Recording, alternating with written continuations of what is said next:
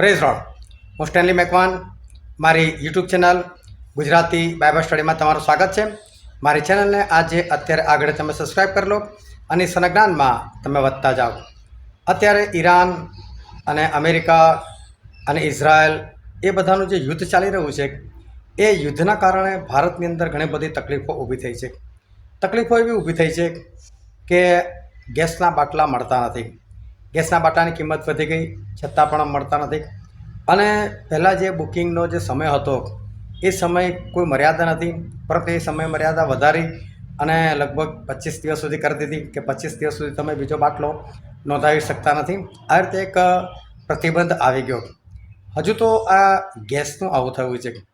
એના પછી પેટ્રોલ, પછી ડીઝલ, એના પછી ઇલેક્ટ્રિસિટી પર પણ આવશે અને એના પછી હજુ ઘણું બધું શું થવાનું છે.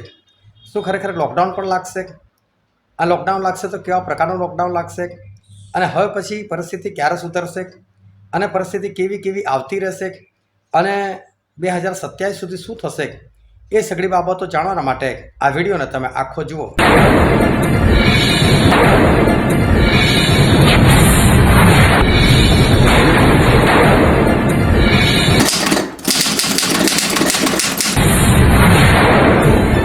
હાલેલુયા. પાછલા દિવસોમાં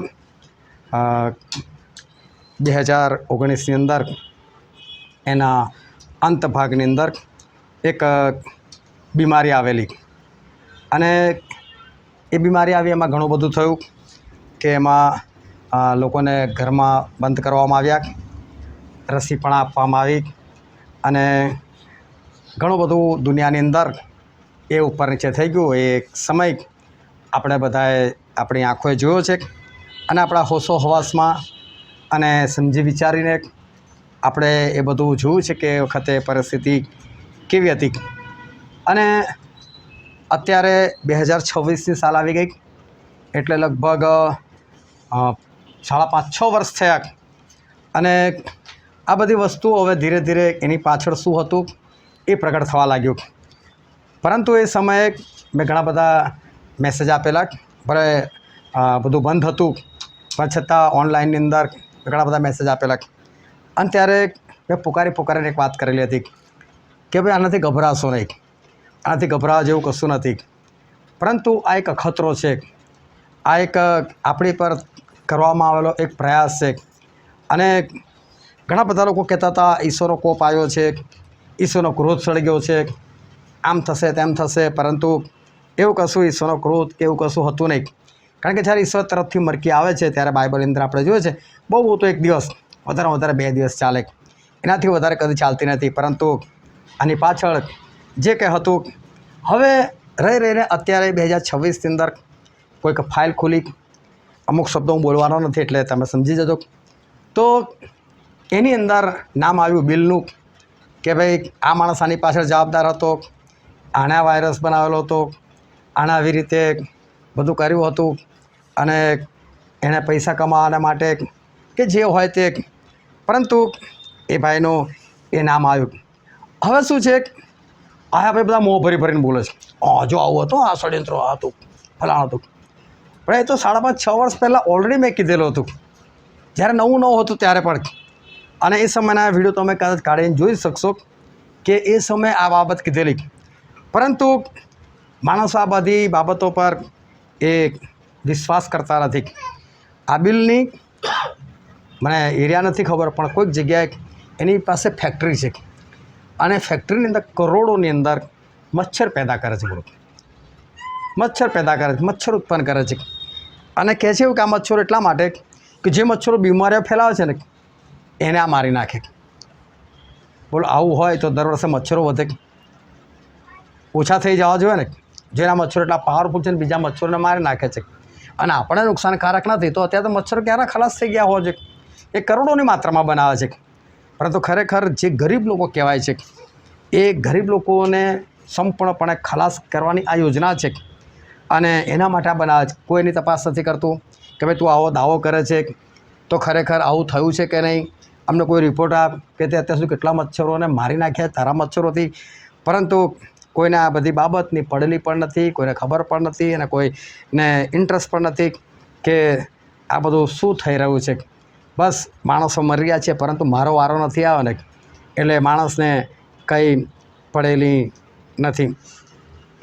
મેં ઘણી વખત વાતો કરેલી હતી કે જ્યાં સુધી માણસ સાજો છે, જ્યાં સુધી માણસ તાજો છે, ત્યાં સુધી એને આ બીજી બધી બાબતો કે લોકોને પડતા જે દુઃખો છે એ દુઃખો એ લોકો સમજી શકતા નથી. જ્યારે પોતાની ઉપર આવે, પોતાના પરિવાર પર આવે ત્યારે જ આપણને ખબર પડે છે. જ્યારે અત્યારે હું ઘણી વખત જોઉં છું કે કોઈક વિડીયો કોઈ જોવે અને એ વિડીયોની અંદર એવી કંઈક વાત હોય કે જે મેં વર્ષો પહેલાં કીધેલી છે, એને તરત ગ્રુપમાં શેર કરવામાં આવે. કોઈક એવો ફોટો જોવા મળી જાય એને તરત શેર કરવામાં આવે અને એ બાબત પર વિશ્વાસ કરવામાં આવે. જો આવું છે પણ આ બાબત મેં તો પહેલાં કીધેલી છે, ત્યારે વિશ્વાસ નથી આવ્યો બાબત પર. પણ એ જ બાબત કોઈ અધર્મી કહે છે, કોઈ વિધર્મી કહે છે, જેને પ્રભુનું જ્ઞાન નથી, પણ તે કોઈક સંશોધનથી એણે શોધી કાઢેલું છે કે ગમે તે છે, અને ત્યારે એ માણસો એ બધું જુએ છે અને પછી શેર કરીને જ્યારે એવું સમજે છે કે હા જો આવું બધું થવાનું છે કે આવું બધું થઈ રહ્યું છે, ત્યારે મને આશ્ચર્ય થાય છે કે આ બધી વાતો આપણા માટે નવી થોડી છે.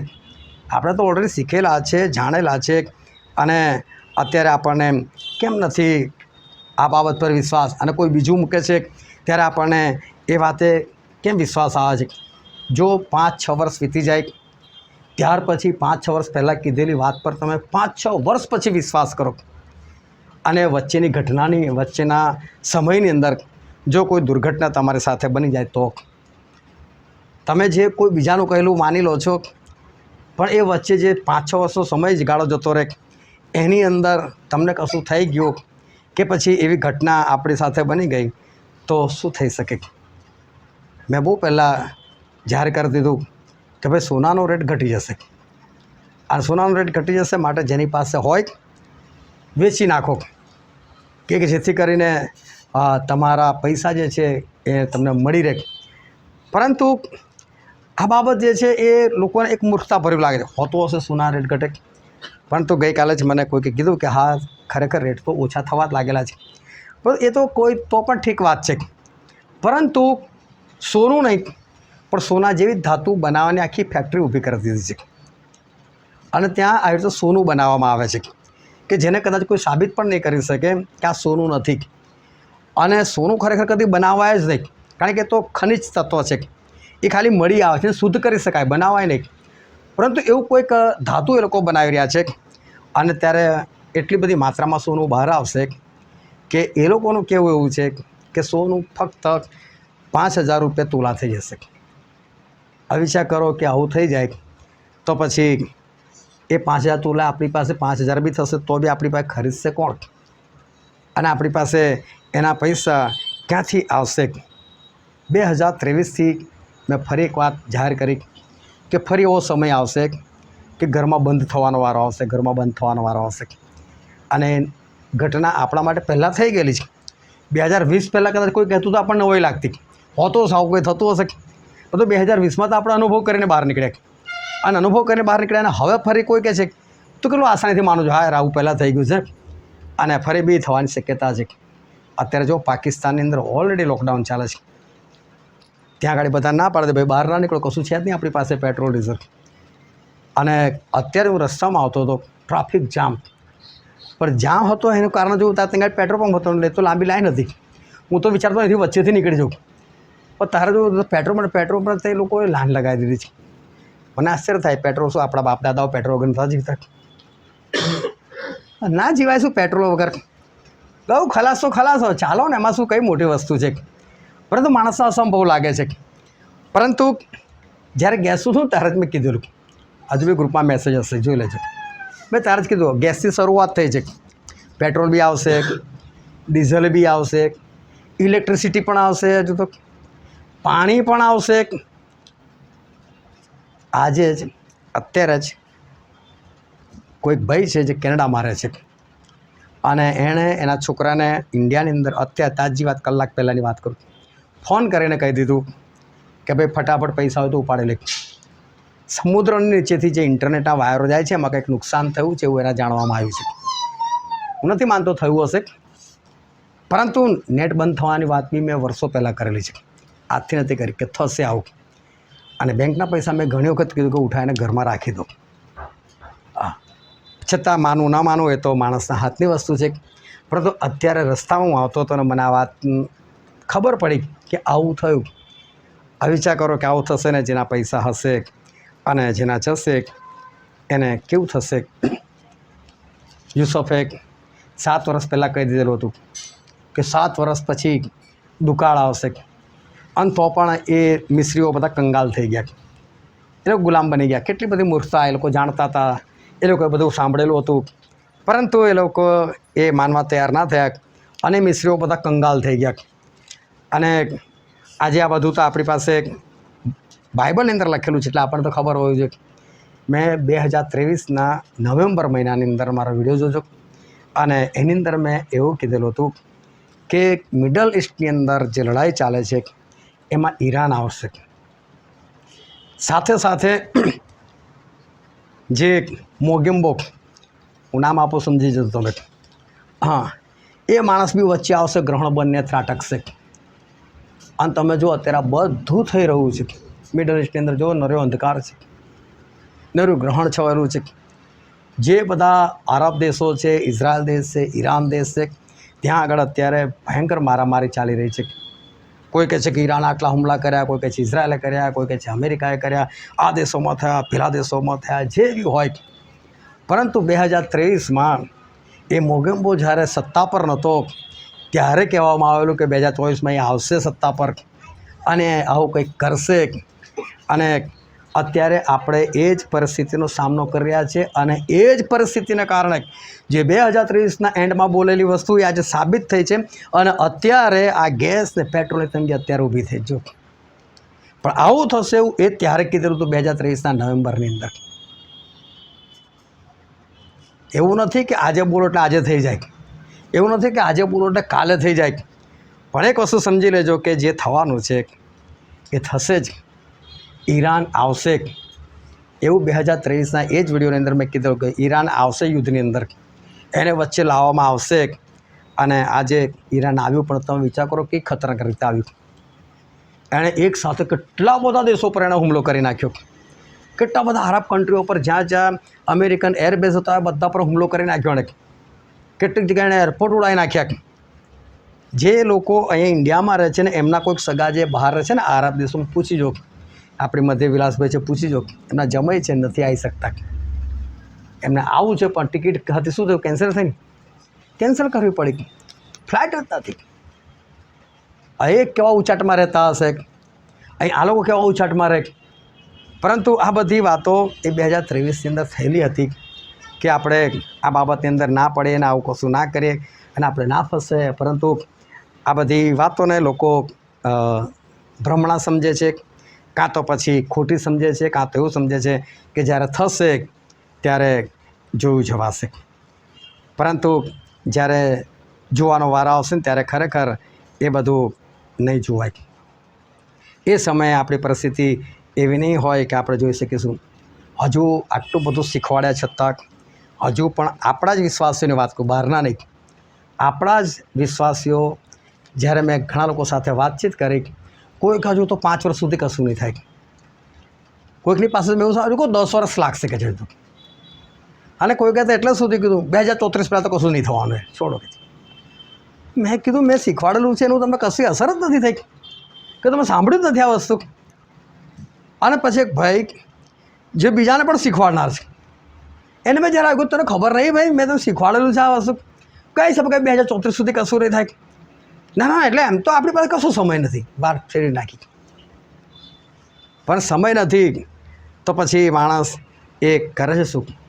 અને બહુ ધ્યાનથી સમજો કે તમે કદાચ મારા વિડીયો જુઓ કે ના જુઓ, પરંતુ મેં આ વસ્તુનો મેં એક અનુભવ કરેલો છે કે આપણી સંગતવાળા જ મારા વિડીયો નહીં જોતા, બીજા બધા જુએ ના જુએ પછીની વાત છે.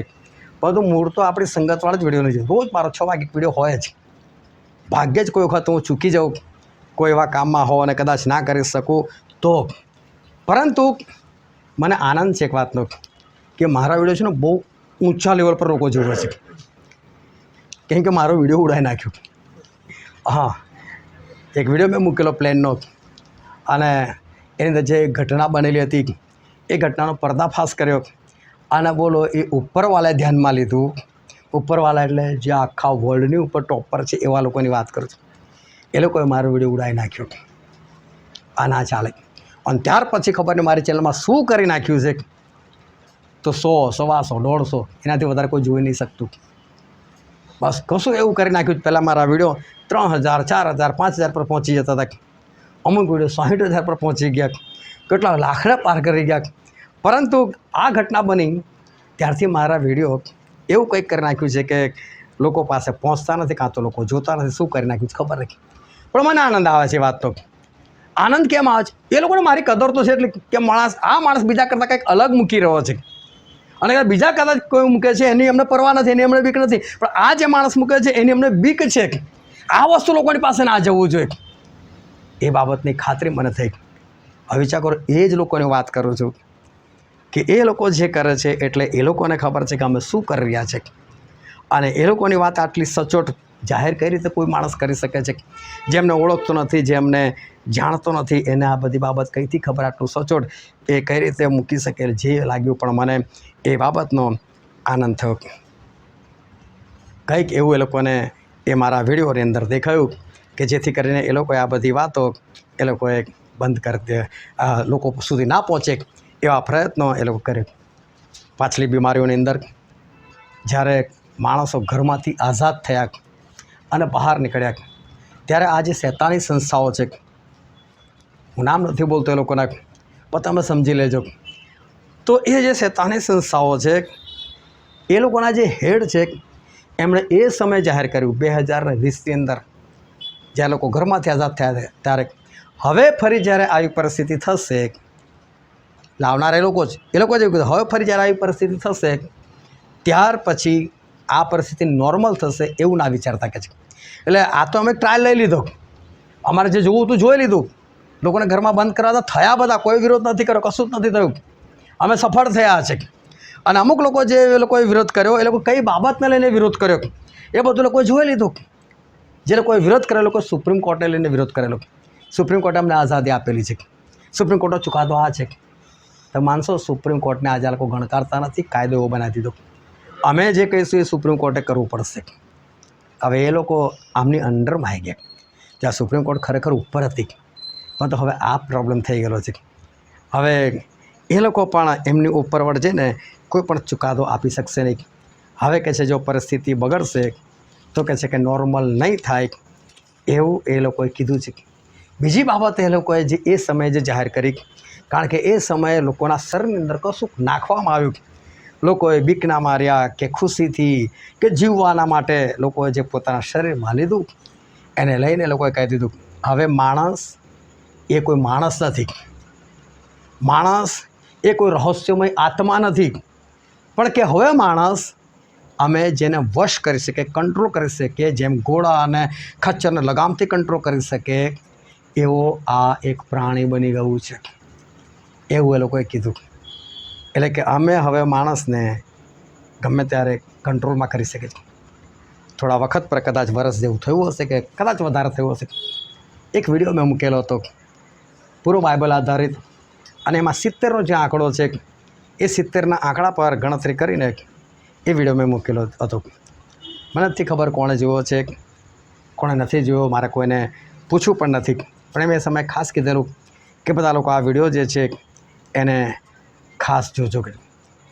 અને એ વિડીયો જે છે એની અંદર એક સચોટ એક ગણતરી જે બાઇબલ આધારિત હતી, એ બાઇબલ આધારિત એ ગણતરી દેખાડેલી હતી.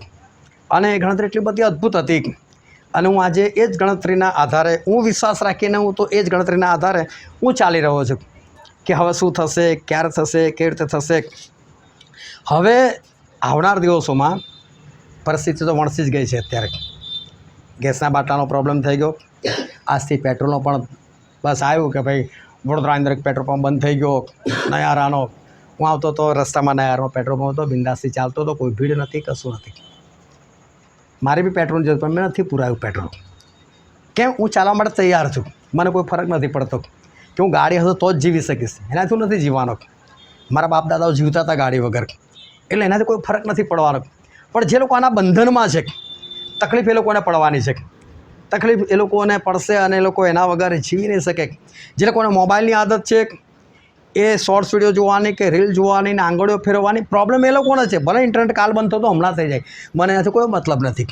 ભલે જે થવાનું થાય, ભલે બેંકો બંધ થાય, મને કોઈ નથી પડે, જે થવાનું થાય.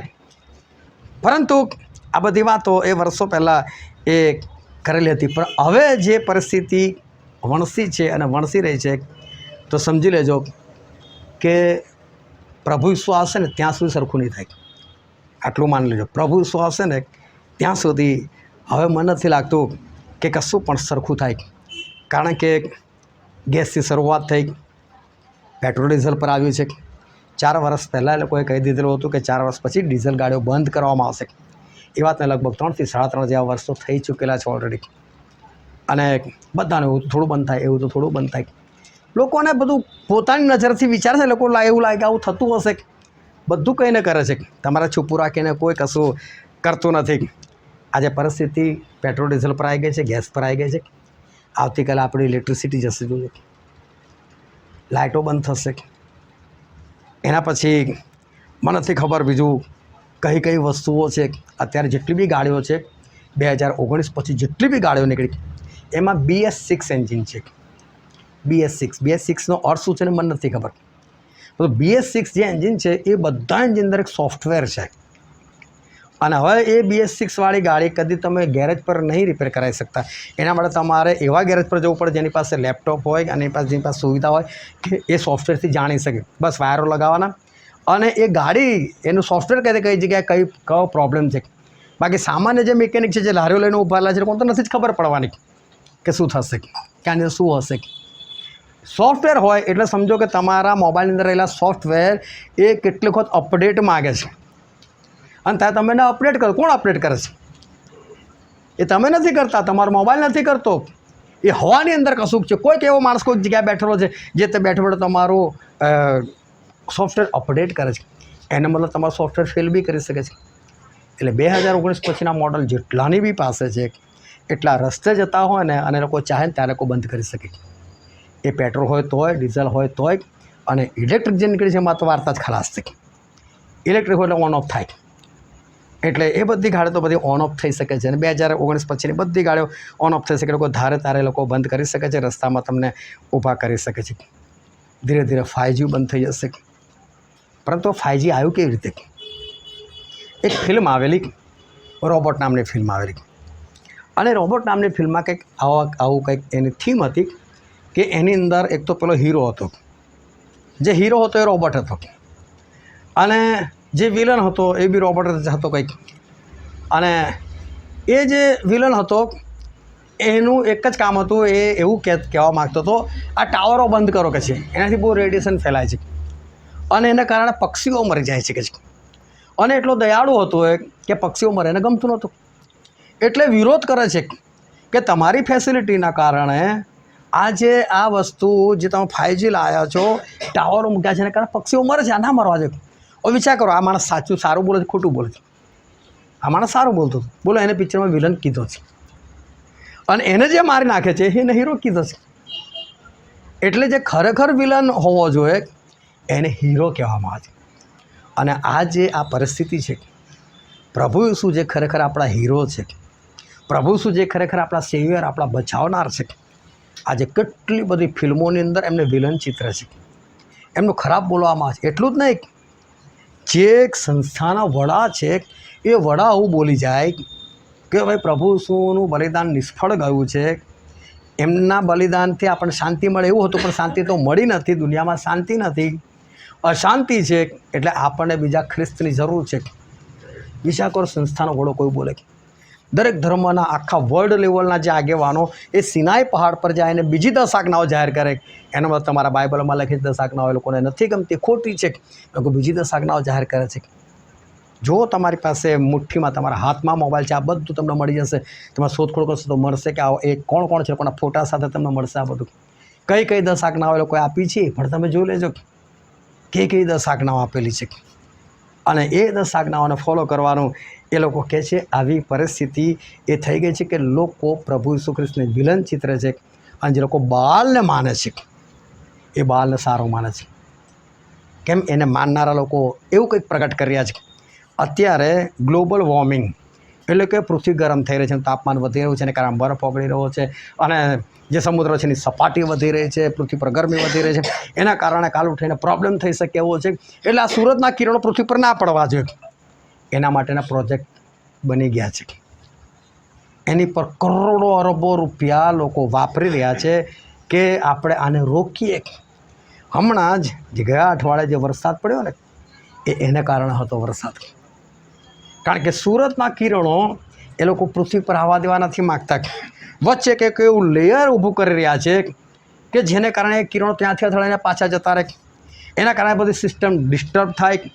અને આ બધું કરવાનું ક્યારે કે જે સમયે ફસલ પાકવાની હોય. જ્યારે ઘઉં પાકવાના હતા ત્યારે જ આ પ્રોબ્લેમ થયો. હું તો એ વરસાદની અંદર જ બહાર નીકળેલો અને મેં અનુભવ કર્યો કે એકદમ ઠંડા ટીપા. મેં કહું આની અંદર કંઈ બરફ છે શું? બરફમાંથી ટીપા પડી રહ્યા છે, એટલો ઠંડો વરસાદ. એ જ રાત્રે મહેન્દ્રભાઈ, સંજયભાઈ એ લોકો પણ મારી સાથે ત્યાં હોસ્પિટલમાં આવ્યા. હું તો જેકેટ પહેરીને નીકળેલો, પણ આ લોકોએ જેકેટ પહેરીને નીકળ્યા. મેં કહું હા, ઠંડી મને એકલા નથી લાગતી, આ લોકોને પણ લાગે છે. કંઈ જોયું આપણે આવું. પણ આ બધી ઘટનાઓ જે બને છે, આ બધું થઈ રહ્યું છે એ બધાને કેટલું સારું કરી રહ્યા છે આ લોકો. પૃથ્વીનું કેટલું ધ્યાન રાખી રહ્યા છે. પણ શું ઈશ્વરે બનાવ્યું છે ખોટું છે? ઈશ્વરને ખોટા પાડી રહ્યા છે, એમને વિલન બનાવી રહ્યા છે, અને જે ખરેખર વિલન છે એને એ લોકો હીરો બનાવી રહ્યા છે. આ બધી પ્રક્રિયાઓ આપણી સામે ચાલુ. સૂરજ જ નહીં આવે તો વિટામિન ડી કેમનું મળશે લોકોને? સૂરજની રોશની નહીં મળે, એનો તડકો માણસ પર નહીં પડે, એ હરિયાળી પર નહીં પડે, તો પછી જે બધા ફળ આવવા જોઈએ એ બધા ફળ કઈ રીતે આવશે? હમણાં 10-15 દિવસ થયા હશે એ જ બિલ ફરી પાછો આવ્યો અને આપણા નેતાની સાથે સોદો મારીને ગયો અને ફરી રસી વેચીને ગયો છે. આ એકદમ ફાઇનલ છે, વેચીને ગયો છે. રસી ખરીદી લીધી છે, એનો મતલબ બીમારી પાક્કી છે કે આવશે જ. ફરી એકવાર ડગલા બંધ, લોકો મરશે. કેટલા બધા લોકોને ઘરમાં બંધ કરી દેવામાં આવશે મને નથી ખબર. પણ આ બધી જે ઘટનાઓ જે છે એ ફેબ્રુઆરી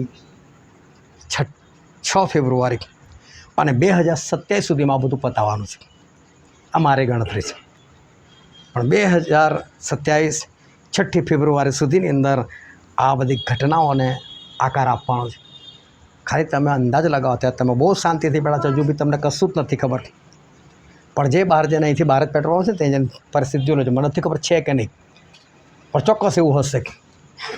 અને એને કારણે તમે વિચાર કરો, આખા ઇન્ડિયાની અંદર પેટ્રોલ નહીં હોય, ડીઝલ નહીં મળતું હોય, બધું ખલાસ થઈ ગયું હશે. તો તમે વિચાર કરો, ટ્રાન્સપોર્ટેશન ચાલશે? બસ ચાલશે? તમે એવું ના મળે કે તમારી બાઇકમાં આપણે બસમાં જાય, પણ બસવાળો બી કઈથી લાવશે ડીઝલ? એ ક્યાંથી તમને લઈ જશે? જેની ઇલેક્ટ્રિક છે એટલી ચાલશે તો પબ્લિક કેટલી છે, અને ઇલેક્ટ્રિક ગાડીઓ કેટલી મારામારી હશે. બસની અંદર તમે બુકિંગ નહીં મળે, તમે બેસાઈ નહીં જઈ શકો. કેવી હાલત થશે? ખાલી આટલું થયું ને, ઝઘડિયાની અંદર એક ટેમ્પો લૂંટાઈ ગયો. બહાર જ ના પડવા દીધી વાત ગેસના બાટલાનું. શરૂઆત થઈ. જ્યારે તમારી પાસે ગેસ નહીં હોય, તમારી પાસે પેટ્રોલ નહીં હોય, તમારી પાસે ડીઝલ નહીં હોય, તો બધું ટ્રાન્સપોર્ટેશન બંધ થઈ જશે. ડી માર્ટની અંદર કે સ્માર્ટ બજારની અંદર કે પછી આપણા કોમન બજારની જે બધો માલ સામાન આવે છે એ જ નહીં આવે. અને જે કંઈ થોડો ઘણો આજુબાજુના ગામડાવાળા લઈને આવશે, તમે વિચાર કરો કે એની કિંમત કઈ જશે. શું એટલી કમાણી છે? લાખો કરોડ રૂપિયા પડ્યા છે કે જે 10 રૂપિયે વસ્તુ મળે છે એ તમે 1000 રૂપિયા આપીને ખરીદી શકો, રોજે રોજ ખરીદો, બિંદાસથી ખરીદી શકો. શું છે તમારી પરિસ્થિતિ એવી? આ થઈ રહ્યું છે, તૈયારી છે એકદમ. આપણે એના એકદમ બોર્ડર પ્રૂફ પડે છે કે આ બધી પરિસ્થિતિ આજથી જ બધી વણસેલી છે. આને માટે બહુ ધ્યાન રાખજો કે આ જે પરિસ્થિતિ જે છે એ ખરેખર બહુ જ ખતરનાક થઈ રહી છે. અને આવું બધું થશે. અત્યારે જ મારી અંકુરભાઈ સાથે વાત થઈ અને અંકુરભાઈ મને વાત કરી કે અમારા ભિલાડની અંદરથી જેટલા યુપી બિહારીઓ છે બધા ભાગવા લાગ્યા છે. એનું કારણ તો કે ગેસના બાટલાની એટલી લાંબી લાઈન છે અને એને કારણે કોઈ પર ગેસ નથી મળતો. ખાઈ શું કહે છે, બધા પોતપોતાના વતનમાં જઈ રહ્યા છે. આવું જોયું ને આપણે 2020ની અંદર લોકો ભાગેલા. આ પરિસ્થિતિ છે અત્યારે. આ થઈ રહ્યું છે આજની તારીખની અંદર અને ભયંકર થઈ રહ્યું છે. ઈરાને જે કંઈ હુમલા કરેલા છે, જે ટક્કર આપેલી છે, ઘણા બધા લોકો કહે છે ઈરાન જોરદાર ટક્કર આપી, અને ઇઝરાયલ નામ કરી નાખ્યું ને અમેરિકા નામ કરી નાખ્યું. ભલે ને જે કર્યો મને એનાથી મતલબ નથી. ના હું ઈરાનની તરફદારી કરું છું, ના એનો વિરોધી છું. એ બી ઈશ્વરના લોકો છે, મને એનાથી કોઈ મતલબ નથી. પરંતુ બાઇબલ પ્રમાણે ઇઝરાયલ કદી કોઈ નથી મારી શકવાનો, એટલું યાદ રાખજો. અને જેટલા દેશો પાસે ન્યુક્લિયર વેપન્સ છે, એ વર્લ્ડનો જે કાયદો છે એ પ્રમાણે જેટલા દેશો પાસે ન્યુક્લિયર વેપન્સ હોય એ લોકોએ જાહેર કરવું જ પડે કે અમારી પાસે છે ન્યુક્લિયર વેપન્સ, અમારી પાસે આવા હથિયાર છે અને આ જગ્યાએ અમે મૂકેલા છે, કોઈ જાહેર કરવું પડે. પરંતુ ઇઝરાયલ એક એવો દેશ છે જેણે આજ સુધી જાહેર નથી કર્યું. નથી એમ પણ નથી કીધું અને છે એમ પણ નથી કીધું. અને તમે માનશો એણે એક પ્રોગ્રામ બનાવ્યો છે, એક મિશન તૈયાર કર્યું છે. એ મિશનનું નામ આપેલું છે મિશન સેમસન. Mission Samson. અને ત્યાં કોણ ન્યુક્લિયર ઊભું કરેલું છે. અને એણે જે ન્યુક્લિયર વેપન્સ બનાવ્યો છે એ એવો છે કે એના પોતાના દેશમાં બી ફોડશે ને તો આખી દુનિયામાં કોઈ નહીં બચે. આખી દુનિયામાં કોઈ નહીં બચે. એક સિંગલ માણસ નહીં થઈ શકે આવું, કેમ કે ઈશ્વરે પૃથ્વી બનાવી તો ઈશ્વરે જે કરવાનું છે કર થશે. પરંતુ એણે પોતાની બુદ્ધિથી જે ઊભું કરે છે એની તમને વાત કરું છું. તમને ના ખબર પડતું તો આ બી તમે ચેક કરીને જોજો કે આ શું છે, આ સેમસંગ પ્રોજેક્ટ સેમસંગ શું છે એ ખાલી તમે ચેક કરજો કદી. અને એ લોકો સેમસંગ એટલે બાઇબલની અંદર જે સામસુન છે ને એની વાત છે. સામસુને જ્યારે બાંધવામાં આવ્યો, એ પાછા તમાશા કરવામાં આવ્યા, એની ઇજ્જત ગઈ, આંધળો થઈ ગયો, ત્યારે એને ઈશ્વરે શું કીધું? ઈશ્વરમાં છેલ્લી વખત મને બળ આપો કે બસ હું ભલે મરું, આ લોકોને લઈને મરું. એટલે એનું નામ સેમસન આપેલું છે. અમે તો મરીશું પણ કોઈને બચવા બી નહીં દઈએ. એ લોકોએ એ દિવસ માટે રાખ્યું કે જે દિવસ અમને એવું લાગશે કે અમારી પર કોઈ અણુબોમ્બ નાખ્યો છે તો કે આમ નાખ્યો તરત થઈને ફટને નહીં મરી જવાના. જે સમયે જો ઇઝરાયલ પર કોઈ અણુબોમ્બ નાખ્યો બાય ચાન્સ એવું લાગ્યું એ લોકોને કે નાખી દીધો એટલે બીજી સેકન્ડે પેલો ફોડી નાખશે. એ જઈ ફૂટે નહીં, ભલે અમે મરીએ સામસુનની જેમ, પણ બીજો બી કોઈ બચે નહીં. આ લોકોની યોજના છે. હું તમને જે કહું છું ઘણી વખત બહુ દાવાથી કહેતો હોઉં છું કે તમે લોકો તમારે તે ચેક કરી લો, પણ જો ચેક કરવાનો બી કંટાળો આવતો હોય તો પ્રોબ્લેમવાળો છે. પછી જે પ્રમાણે આ બિલ વેચીને ગયો છે તો પછી એ પ્રમાણે જે કંઈ થવાનું છે એ થશે જ. અને જે રાણી બનીને બેઠેલી છે, જે પ્રકટીકરણ 17મા અધ્યાયમાં જેના માટે લખેલું છે, એ વ્યક્તિને આપણે ઓળખે છે કોણ રાણી બનીને બેઠેલું છે આ પૃથ્વી પર, કોણ બધા પર અધિકાર ચલાવે છે. એ જે રાણી બનીને બેઠેલી છે એ જો મન ફાવે એમ કરે છે. અને હવે તમને કહું કે મેં એક વાત જે બીજી જાહેર કરેલી, એનો સમય હવે આવ્યો છે કે એક સમય આવશે કે જ્યારે આ રાણી જે છે એને મારી નાખવામાં આવશે, એનું મર્ડર થશે. નામ આવશે ઈરાનનું. એ નહીં મરે, એને કોઈ હમશકલ મૂકવામાં આવશે જેને શહીદ કરી દેવામાં આવશે. અને તમે જોજો આ બધા જે લોકો મરે ને 6 તારીખ હોય, 18 તારીખ હોય, 9 તારીખ હોય, 11 તારીખ હોય, આવી તારીખો યાદ આ બધા આ દિવસ. અને જ્યારે બી કોઈ મોટું મરવાનું હોય ને ખાલી એની ઉંમર ગણી લો. જો એની ઉંમર 66 વર્ષ સમજી લેવાનું કે ટપકાઈ નાખેલો છે, એ મર્યો નથી, કોઈ એક્સિડન્ટ નથી થયો, કશું 66 વર્ષની ઉંમર હોય છે બસ, એ સમજી લેવાનું. આ બધા આંકડાથી ચાલે છે બધા. અને એટલે આને હવેના દિવસો બહુ જલ્દી મારું માનવું છે બહુ જલ્દી આની પર એટેક થશે, એને મારી નાખવામાં આવશે અને ચારે બાજુ આખી દુનિયામાં હોવા થઈ જશે. ઈરાન આટલું મોટું કામ કર્યું, ઈરાનનો નેતા મરી ગયો એટલું બધું કંઈ ને, આમાં ઇઝરાયલ તો મારી શકે એમ, પણ આ રાણીને કોઈ મારી શકે અને એ બી ઈરાન.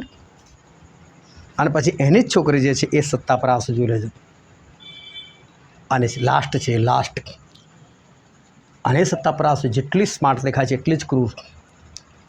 અને એના પછી જે ઈરાનની હાલત કરે જોઈ લેજો, સંપૂર્ણ ખલાસ કરી નાખશે. આ મારું માનવું છે, સંપૂર્ણ ખલાસ કરી. એ સંપૂર્ણ ખલાસ થઈ ગયું એટલે જે પેલો અંદર અત્યારે છુપાઈને બેઠેલો છે, જે સરદાર આવવાનો છે પ્રભુ ઈસુ ખ્રિસ્તની પહેલાં, એ રાણીની સાથે જ છે. એ લોકો જેને ઊભો કરેલો છે એની સાથે જ છે. એ બધું જે મિશન જે 2 બિલ્ડિંગો તૂટી, એ બધું જે મિશન જે છે સાથે રહીને જ પાર પડેલું છે. અત્યારે લોકો સાથે જ છે, પણ છતાં બાઇબલમાં લખવા પ્રમાણે એ તો રાણીને નફરત કરે છે, એ તો રાણીને નગ્ન કરે, એનું માંસ ખાશે અને બાળી નાખશે, એવું બાઇબલમાં લખેલું છે. એટલે તો ક્યાંનો વેતરણમાં જશે, ક્યારે અહીંથી મને બહાર નીકળવાનું મળે, બસ ક્યારે અહીંથી મને બહાર નીકળવાનું મળે.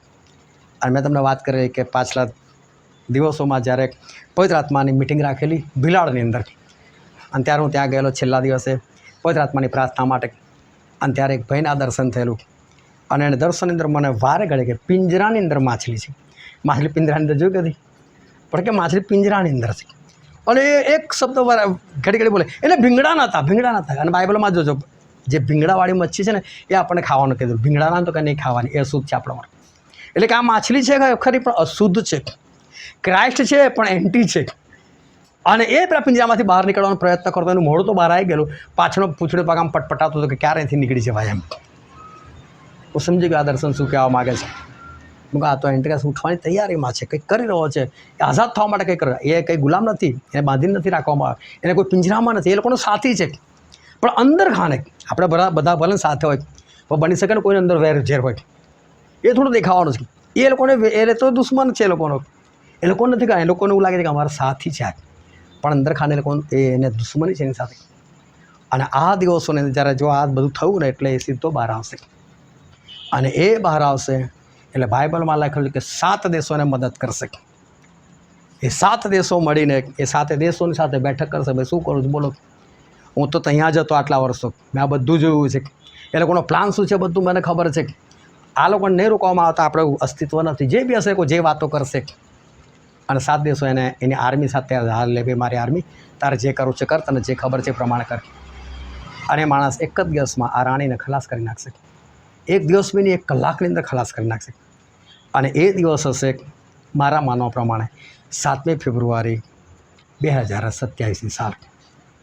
મારા માનવા પ્રમાણે 7મી તારીખ, 2જો મહિનો, 7 ને 2 9, 2027 સાલ. 2 2 7 કેટલા થયા? 11 9 11. બહુ ધ્યાનથી સમજજો કે અત્યારે આપણે ખરેખર એવી પરિસ્થિતિમાં આવી ચૂકેલા છે કે અત્યાર સુધી જે વિલંબ થયો છે ઠીક છે, પરંતુ હવે પરિસ્થિતિ આવી છે. અને હવે જો એ માણસ બહાર આવ્યો એ દિવસે, અને આ બધી વાટાઘાટો થઈ ગઈ, અને જો એણે આવીને આ બધું કામ કરી નાખ્યું, એ દિવસ પવિત્ર આત્માનો છેલ્લો દિવસ હતો. પરંતુ એને લોકો ક્રાઇસ્ટ ક્યારે સમજે? અને એટલે કહું છું, તમે વિચાર કરો કે હવે કેવી અંધાધૂંધી થશે, કેટલી મોંઘવારી વધશે. જો આ બધું ટ્રાન્સપોર્ટેશન બધું બંધ થઈ જશે તો મોંઘવારી કેટલી વધશે. તમે ચાહીને કોઈ જગ્યાએ ભાગી નહીં શકો. ભાગશો કઈ જગ્યાએ? ભાગવા માટે કોઈ સાધન તો જો કોઈ છે જ નહીં સાધન. ભાગશો તમે કઈ રીતે? તમારા ઘરમાં કોઈ સામાન હશે, તમે સાની પર લઈ જશો ને? કોઈ ટેમ્પો તો જોશે? કંઈથી કોઈ ટેમ્પો આવશે? એની પાસે ડીઝલ જ નથી, એની પાસે ગેસ નથી, એની પાસે પેટ્રોલ નથી, કંઈથી આવશે? વસ્તુ આશા ના સમજશો કે અમે એન ટાઈમે આમ કરી નાખીશું, તેમ કરી નાખીશું. એ સમયે કશું નથી થાય. અને અત્યારે જે ન્યૂઝ આવે, ઈરાને આમ કરી નાખ્યું, ઈરાને તેમ કરી નાખ્યું, અને એટલે આખો એક વર્ગ એવો ઊભો થશે. તમે જો અત્યારે તમને કોઈ વારે ઘડે આવીને કે રાજુભાઈ વિનોદને માર્યું, રાજુભાઈ વિનોદને માર્યું, 5 જણા કે હા રાજુભાઈ આવો માણસ, કોઈ પૂછવા નહીં જાય ભાઈ તમે ખરેખર આવું કર્યું કે નહીં. પણ વારે ઘડે તમારી પર કહેવામાં આવે, તમને સંભળાવવામાં આવે કે ઈરાન આટલા પર હુમલો કર્યો, આવું કર્યું, આવું કર્યું, આવું કર્યું, આટલા મરી ગયા. એટલે નફરત બી લોકોને પેદા થશે, ઈરાન આટલું બધું કર્યું. અને પછી એ રાણી બની બેઠેલી જે છે એ જ્યારે હુમલો કરશે ત્યારે લોકોને કશું ખરાબ નહીં લાગે. બાઇબલ શું કહે છે? પૃથ્વીના રાજાઓ એની સાથે વ્યભિચાર કરેલો છે, એની સાથે વ્યભિચાર કરીને ધનવાન બનેલા. એ લોકો રડશે એના માટે, ભાઈ આ દેશને આવું થયું, આ દેશ ખલાસ થઈ ગયો, આ દેશ તો સારો હતો એવું કહે છે બાઇબલ. લોકોને એવું લાગશે કે આ તો આની સાથે ખોટું થયું. પણ આ પરિસ્થિતિ એ સર્જાઈ છે કે હીરોને વિલન અને વિલનને હીરો બતાવવામાં આવી રહ્યા છે. અને ઈરાનને ખતમ કરવું બહુ જરૂરી છે, કારણ કે એ ઈલું સાથે નથી, એ લોકોના એજન્ડામાં છે નહીં. એટલા માટે લોકો એને નફરત કરે છે કે આને તો અહીંથી હટાવી જ જોઈએ. એટલે ઈરાનને એ લોકો હટાવવાનો પ્રયત્ન એ લોકો ચોક્કસ કરશે અને એને હટાવશે બી ખરો. અને એના પછી તો આપણી પાસે કોઈ સમય છે જ નહીં. પરંતુ 2027 ફેબ્રુઆરીની 7 તારીખ પહેલાં એ પરિસ્થિતિ ભયંકર થવી જોઈએ, એ થવી જ જોઈએ, તો જ કોઈ ખ્રિસ્ત વિરોધીને સમજી શકશે કે આ ખરેખર આ ખ્રિસ્ત છે. પાકિસ્તાનની અંદર લોકડાઉન લાગી ગયું છે. થોડા વખત પહેલાં બાંગ્લાદેશની અંદર પબ્લિક બહાર રોડ પર આવી ગયેલા, અમુક નેતાઓને બાળી નાખેલા, મારી નાખેલા. અહીંની સરકાર બી ફેલ જશે, કારણ કે કોઈ રસ્તો જ નથી. આનો રસ્તો શું કરવાનો? પેટ્રોલ ક્યાંથી પેદા કરવાનો? આપણી પાસે છે જ નહીં. ટ્રાન્સપોર્ટેશન બધું મોંઘું થઈ જશે અને બધી મોંઘવારી વધશે તો માણસો કરશે શું? કશું છે નહીં તો કોની પર કહેશે? સરકારે કે ભાઈ તમે કંઈ કરો? સરકાર કે મારી પાસે કોઈ રસ્તો નથી. એટલે પબ્લિક રોડ પર ઉતરશે છે. ચારે બાજુ આગ ચંપી હશે. ધ્યાનમાં સમજ રાખજો. આપણી ઘરની ચારે બાજુ આગ ચંપી મારા કાપો ચાલતું હશે, એવી પરિસ્થિતિ હશે. અને થવી જરૂર છે, તો જ ખ્રિસ્ત વિરોધીને કોઈ ખ્રિસ્ત સમજી શકશે. અને આ પરિસ્થિતિ એ તરફ જઈ રહી છે, એ તરફ જઈ રહી છે. શ્રીલંકામાં ભૂતકાળમાં સરકાર ફેલ ગયેલી છે, ત્યાં પણ મારા કાપો થઈ ચૂકેલું છે. પરંતુ હવે યુરોપમાં પણ થઈ ગયેલું છે, કેનેડામાં પણ પબ્લિક વચ્ચે આવી ગયેલી. જો આ બધા સમાચાર તમને યાદ હોય તો. અને હવે આ બધું થશે, સાથે સાથે ધર્મના નામ પર પણ થશે. કારણ કે જે કોઈ જેને મારશે એટલે એ લોકો નામ જો ફલાણે આ કરી નાખ્યું, આ ધર્મવાળાએ આ કરી નાખ્યું, એટલે પેલું તો છે જ. એની ઉપર આ બીજી પણ બધી નફરત જે છે એ નફરત બધી લોકોની આગળ એ ફેલાવવામાં આવશે અને ભયંકર પરિસ્થિતિ જે છે એ ઊભી થશે. આપણે મેસેજ નથી જોયા, ખાલી તમને માહિતી આપી રહ્યો છું. મેસેજ બધું શરૂ કરીશું, પણ તમને ખાલી કહું છું કે આ બધી પરિસ્થિતિ એ શરૂ થઈ ચૂકેલી છે. અને જો તમે વિશ્વાસ નહીં કરો, તકેદારીના પગલાં સમયસર નહીં ભરો, તો ખરેખર આવનાર દિવસોની અંદર એ પ્રોબ્લેમ થશે. એકવાર બંધ થઈ ગયા પછી આપણે કદી પણ બહાર નથી નીકળી શકવાના. અને પછી બધી વાર્તાઓ જે છે એ વાર્તાઓ એ ખલાસ થઈ જશે. અને માટે અત્યારે આપણે જે કંઈ જાણ્યું છે, સમજ્યું છે, એ પ્રમાણે જેમ યુસુફે પહેલાં સમજાવેલું હતું કે આવું થશે, તકેદારીના પગલાં ભરવા જરૂરી હતા, લોકોએ ભર્યા નહીં. નુહે પણ લોકોને બહુ કીધું, પરંતુ લોકોએ તકેદારીના પગલાં લીધા નહીં અને એના જ કારણે એ લોકોએ મરવું પડ્યું. પરંતુ જે લોકોએ તકેદારીના પગલાં લીધા એ લોકો બધા બચી ગયા. અને માટે આપણે એ લોકોના જેવા મૂર્ખ ના બનીએ. Hallelujah, hallelujah.